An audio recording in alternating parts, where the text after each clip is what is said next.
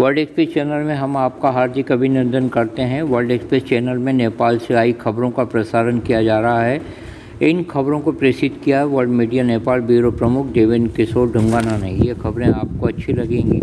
देलेख जिला के चामुंडा बिद्रासेनी नगर पालिका 4 में स्थानीय लोगों द्वारा हमला करने के बाद पुलिस ने जवाबी कार्रवाई में 2 राउंड हवाई फायरिंग की। पुलिस और स्थानीय लोगों के बीच झड़प में एक पुलिस कांस्टेबल खगेंद्र सनार और एक स्थानीय नागरिक कमल साई बुरी तरह से घायल हो गए।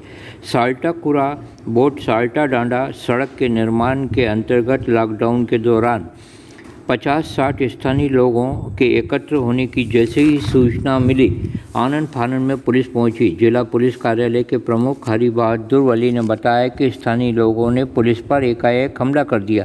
इसके जवाब में पुलिस ने 2 राउंड हवाई फायर किए। नगर पालिका के उप प्रमुख ताराशाही ने वर्ल्ड मीडिया को बताया यह घटना तब हुई जब सूचना के बाद पुलिस को बुलाया गया। तालाबंदी में विवाद हुआ और ये सूचना दी गई।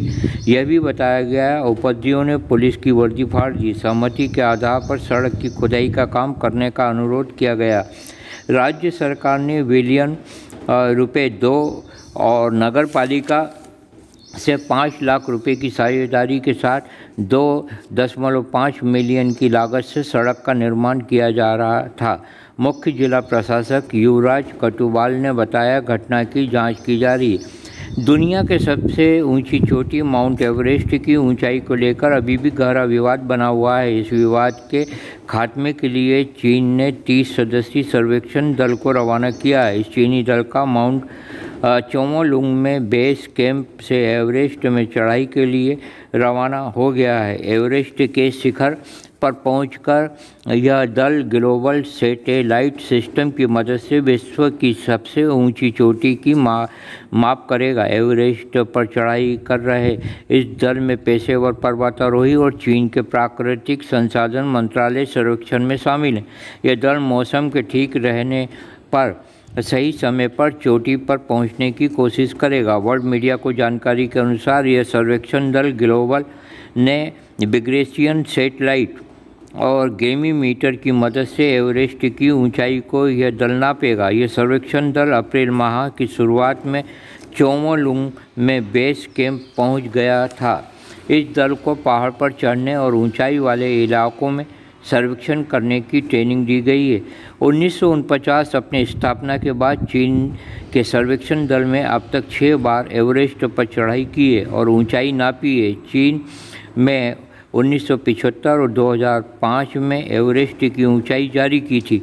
1975 में एवरेस्ट की ऊंचाई 8848.13 मीटर और 2005 में 8844.43 मीटर बताई गई। चीन की सरकारी दूरसंचार कंपनी चाइना मोबाइल के अनुसार यह बेस स्टेशन 6500 मीटर ऊंचाई पर बनाया गया है।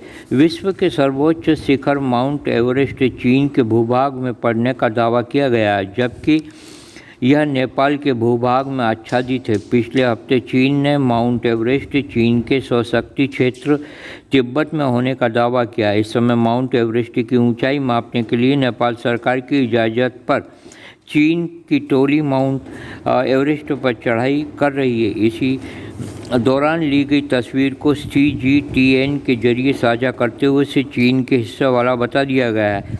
आश्चर्य की बात तो यह है कि चीन के इस विवादास्पद बयान के बाद नेपाल की कम्युनिस्ट सरकार मौन है। नेपाल सरकार का यह मौन सभी को अखर रहा है। और एक खबर और नेपाल से अभी आई है, वो भी आपके सामने प्रस्तुत है। नेपाल मारवाड़ी लेखक संघ, मारवाड़ी भाषा संस्कार संस्कृति संरक्षण समिति नेपाल, नेपाल राष्ट्रीय मारवाड़ी परिषद, गोरखा दैनिक पत्र के संयुक्त सौजन्य से पहली बार नेपाल भारत मारवाड़ी भाषा ऑनलाइन कवि सम्मेलन विराटनगर नेपाल में आयोजित किया गया। इसमें 40 कवि कवित्रियों ने हिस्सा लिया और अपनी रचनाओं से समा बांध दिया। साहित्यकार लक्ष्मण नेवटिया ने अध्यक्षता की।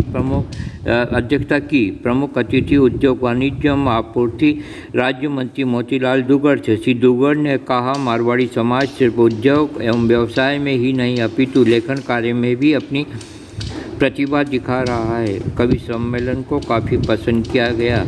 बताइए ये खबरें आपको कैसी लगी। जय भारत, जय नेपाल।